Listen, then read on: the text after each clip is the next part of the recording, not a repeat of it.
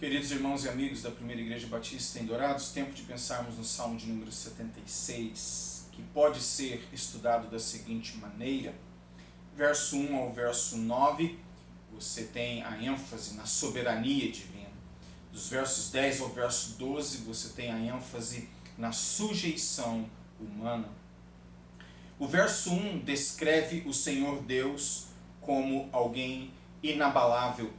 Verso 1 e 2, na verdade, Deus é conhecido em Judá, grande é o seu nome em Israel, em Salém está o seu tabernáculo e em Sião a sua morada.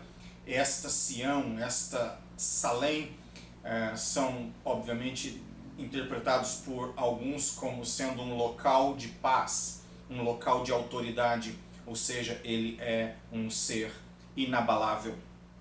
Em segundo lugar, o salmista fala sobre um ser intocável. Verso 3, ali despedaçou ele as flechas, o escudo, a espada e a batalha.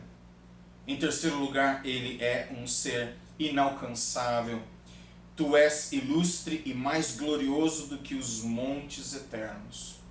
Então, este ser que é tudo isto em si mesmo e para aqueles que o temem, ele trata de dois grupos de pessoas, e o Salmo coloca mais uma vez os arrogantes em distinção aos mansos. E os arrogantes são descritos como aqueles que a seu tempo, no tempo correto, eles serão enfraquecidos, eles serão prostrados, eles serão silenciados. Isso você encontrará dos versos 5 ao verso 8. Entretanto, o verso 9 vem com a ênfase naqueles que são mansos e como que Deus tratará os humildes de uma maneira totalmente diferente. Quando Deus se levantou para julgar e salvar todos os humildes da terra, então, em relação aos arrogantes, você tem que eles serão enfraquecidos. Depois eles serão prostrados e, por fim, silenciados. Mas com relação aos mansos da terra, aqueles que dependem dele, eles experimentarão o seguinte, que o Senhor há de se levantar, que o Senhor há de julgar e que o Senhor há de salvar as vidas destes que mansamente, humildemente dependem dele. Mas, como disse, a segunda parte do Salmo, ela trata de sujeição humana, diante desta soberania divina. E nós temos dificuldades com ambas as coisas, não é fácil confiar na soberania, não é fácil entender a soberania de Deus, mas é preciso fazê-lo e nós temos condições de fazê-lo pelo auxílio do Espírito e pelo caráter de Cristo. Mas outra realidade difícil para nós é a de nos sujeitarmos. Existe algo em nós que se rebela praticamente contra tudo e todos. Por exemplo, uma criança, um bebê, ela se rebela contra o sono. Um júnior se rebela contra a comida. Existem certas comidas que eles gostam, certas comidas que eles não querem consumir. Os adolescentes normalmente se rebelam contra regras. Hora de dormir, hora de levantar, hora de limpar o quarto. Os jovens se rebelam contra princípios. Os adultos se rebelam frequentemente contra consequências. E a meu ver, os anciãs se rebelam contra limites, por incrível que pareça.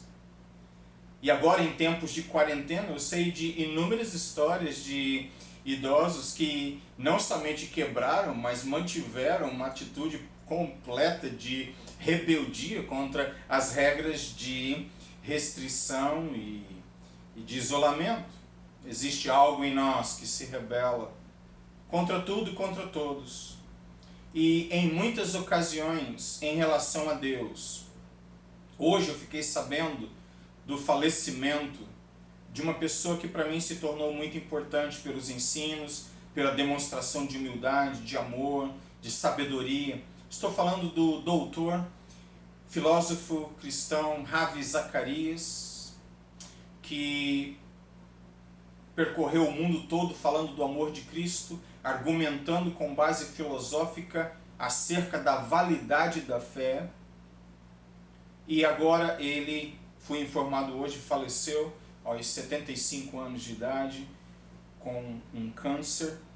E num determinado momento eu parei para orar e agradecer a Deus pela vida do Ravi Zacarias. Eu não tive a oportunidade de conhecê-lo pessoalmente, mas fui muito ajudado pelas suas palestras e seus sermões. E você se depara com a soberania de Deus, que no momento faz com que este ser tão especial entre em sua vida e de repente ele sai da história para a presença do Altíssimo Deus, porque ele confiou em Jesus Cristo até o fim. E você se depara então com a soberania de Deus e existe algo em nós que reluta com os termos, mas é preciso nos submeter. E quão difícil é fazê-lo, a menos que o Espírito de Cristo nos ajude. Mas é possível, embora muito difícil. E nós temos dificuldades com regras. E agora então nós vamos para os versos 10, 11 e 12, que terminam falando sobre a sujeição humana diante deste que é um soberano Deus. Verso 10. Pois até a ira humana há de louvar-te, e da ira restante te cingirás. É necessário então que nós coloquemos em prática o ato, a prática de sermos submissos. Há bênção nisso. Em segundo lugar, o verso 11 diz: façam votos ao Senhor seu Deus e tratem de cumpri-los. Todos os que o rodeiam tragam presentes àquele que deve ser temido. Então, em segundo lugar, eu penso sobre o ser reverente para com Deus. Primeiro, o ser submisso. Depois, o ser reverente. E por fim, verso 12, ele acaba com o orgulho dos príncipes, ele é tremendo para com os reis da terra. O ser poupado por este Deus que é soberano. Nós necessitamos de ajuda para obedecermos. Nós precisamos de ajuda para confiarmos. Um dia, um dos apóstolos, diante do Cristo ressurreto, temeu e tremeu e teve dúvidas, ficou incerto, e Jesus Cristo naquele contexto disse: bem-aventurados são aqueles que não veem e creem. Então, nós precisamos de auxílio do Espírito Santo para continuarmos confiando, crendo na justiça e no amor deste Deus que é soberano. E ele não é abusivo, ele não é ditatorial, ele não é imperialista pelo fato de ser soberano. Muito pelo contrário, ele é um pai que se identifica com as nossas dores. E por isso nós temos condições de nos identificarmos com ele, porque ele vem de encontro às nossas vidas, em meio aos nossos sofrimentos, ele se identifica conosco, ele se fez em Jesus Cristo um de nós, e assim nós temos condições de entender que ele é amor, graça, misericórdia. Ele não é, como disse, uma pessoa abusada e abusiva no exercício do poder, mas ele é soberano não obstante, e eu preciso então me submeter, eu preciso ser reverente e também preciso ser poupado. E é isto que acontecerá se nós assim nos mantivermos pela graça. Diante dele submissos, para com ele reverentes, e dele recebermos esta salvação, este livramento, sermos poupados, não somente de fases, mas também no final de nossas vidas, de uma condenação eterna.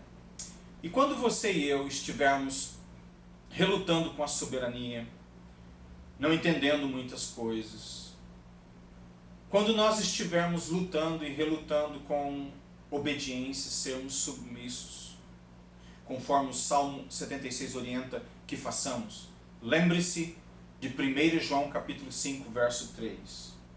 Porque este é o amor de Deus, que guardemos os seus mandamentos. E os seus mandamentos não são difíceis de guardar. Não somente porque eles são mandamentos de amor e de caráter, mas porque o Espírito de Cristo nos capacita a assim fazê-lo.